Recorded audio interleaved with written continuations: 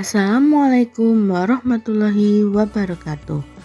Kami dari kelompok 2 akan menjelaskan mengenai hook and hold yang merupakan salah satu kriteria pada tahap ketiga understanding by design. Sebelumnya akan diperkenalkan anggota dari kelompok 2. Yang pertama Ayustinia Fardida Ramadhani, yang kedua Dian Fitriani, yang ketiga Dimas Ayu Putri, yang keempat Endah Pratiwi, dan yang kelima Fahmud Ta'ajudin.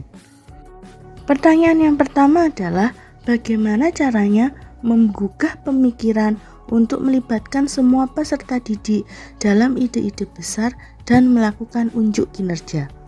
Untuk menciptakan lingkungan pembelajaran yang inklusif dan memotivasi peserta didik adalah dengan cara sebagai berikut. Yang pertama, aktif melibatkan setiap peserta didik dalam diskusi kelas, proyek kelompok, atau kegiatan kreatif. Yang kedua, memberikan peluang kepada siswa untuk menyampaikan pendapat. Yang ketiga, memberikan umpan balik dan dorongan untuk membangun kepercayaan diri siswa. Yang keempat, memanfaatkan platform digital atau aplikasi untuk berbagi ide. Yang kelima, menggunakan pertanyaan terbuka untuk merangsang pemikiran kritis. Dan yang terakhir adalah memastikan lingkungan kelas mendukung keberagaman. Pertanyaan yang kedua, situasi apa saja yang dapat melibatkan peserta didik untuk membuat ide-ide besar segera menarik, konkret, dan sangat penting? Situasi yang dapat melibatkan peserta didik untuk membuat ide-ide besar segera menarik, konkret, dan sangat penting, yaitu ketika guru mampu membuat proses pembelajaran yang kreatif dan inovatif. Pembelajaran yang kreatif dan inovatif bisa dilakukan dengan memilih dan menentukan metode, model, strategi, atau media pembelajaran yang tepat sesuai materi dan kebutuhan peserta didik. Adanya metode, model, strategi, atau media konkret pada saat pembelajaran akan menumbuhkan antusias peserta didik dan peserta didik mampu berpikir kritis dalam menemukan ide-ide dalam penyelesaian permasalahan atau tugas yang diberikan guru. Sehingga siswa lebih banyak terlibat secara langsung selama proses kegiatan belajar mengajar di kelas. Pertanyaan yang ketiga adalah bagaimana pendekatan penyampaian materi sehingga menghasilkan minat dan keingintahuan terhadap materi. Pendekatan penyampaian materi agar menghasilkan minat dan keingintahuan terhadap materi dapat dilakukan dengan pendekatan pembelajaran 5M, yakni mengamati, mencoba, menanya, menalar, dan mengkomunikasikan. Mengamati merupakan kegiatan belajar yang dilakukan dengan membaca, mendengar, menyimak, dan melihat aktivitas siswa sehingga dapat menyajikan media objek secara nyata, membuat siswa senang dan tertantang, serta pemenuhan rasa ingin tahu siswa agar proses pembelajaran memiliki kebermaknaan yang tinggi. Yang kedua adalah menanya, yaitu bertujuan untuk mengembangkan kreativitas, rasa ingin tahu, dan membentuk pikiran kritis dari siswa. Kegiatan belajar menanya dilakukan dengan mengajukan pertanyaan tentang informasi yang tidak dipahami untuk mendapatkan informasi tambahan tentang apa yang diamati. Ketiga, mengasosiasi atau menalar.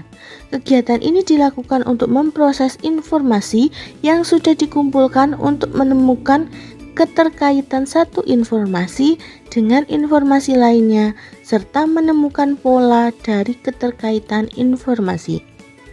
Yang keempat, siswa diarahkan untuk mencoba atau melakukan percobaan agar memiliki keterampilan proses untuk mengembangkan pengetahuan serta mampu menggunakan metode ilmiah dan bersikap ilmiah untuk memecahkan masalah yang dihadapinya. Yang terakhir adalah mengkomunikasikan, yaitu siswa menyampaikan hasil pengamatan dan kesimpulan baik secara lisan maupun tertulis. Hasil tersebut disampaikan di kelas dan dinilai sebagai hasil belajar peserta didik secara kolaboratif.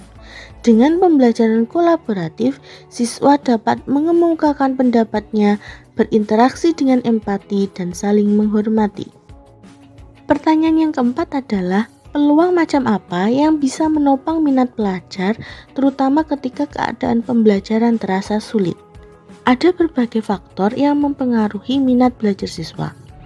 Beberapa faktor tersebut dapat dilihat dari faktor kurikulum, faktor dari dalam diri siswa, faktor metode mengajar, faktor guru, serta sarana dan prasarana, termasuk penggunaan multimedia pembelajaran. Berikut ini yang merupakan faktor-faktor yang mempengaruhi minat belajar siswa, yaitu motivasi dan cita-cita. Yang kedua, mass media. Yang ketiga, keluarga. Yang keempat, peranan guru. Yang kelima, sarana dan prasarana. Dan yang terakhir adalah teman pergaulan. Pertanyaan kelima adalah, apa saja hambatan yang menimbulkan kecilnya pengambilan risiko, rendahnya imajinasi, dan kurangnya berani untuk mempertanyakan dan ketidakmampuan memutuskan? Yang menjadi hambatan sehingga menimbulkan kecilnya pengambilan risiko, rendahnya imajinasi, kurangnya keberanian untuk mempertanyakan, dan ketidakmampuan memutuskan berangkat dari sistem pembelajaran yang belum student-centered. Pembelajaran yang telah student-centered akan mampu membuat siswa untuk mengadaptasi informasi menjadi pemahaman baru sehingga siswa mampu berimajinasi. Selain itu, pembelajaran yang student-centered akan berdampak positif pada karakter siswa sehingga siswa berani mempertanyakan sesuatu. Pembelajaran yang student-centered akan memiliki asesmen berupa self-assessment yang akan melatih siswa untuk terbiasa memutuskan dan mengambil risiko. Berikut ini merupakan jurnal yang digunakan oleh kelompok kami sebagai rujukan dalam menjawab pertanyaan mengenai hook and hold. Sekian penjabaran dari kelompok kami. Terima kasih, mohon maaf apabila ada kesalahan. Wassalamualaikum warahmatullahi wabarakatuh.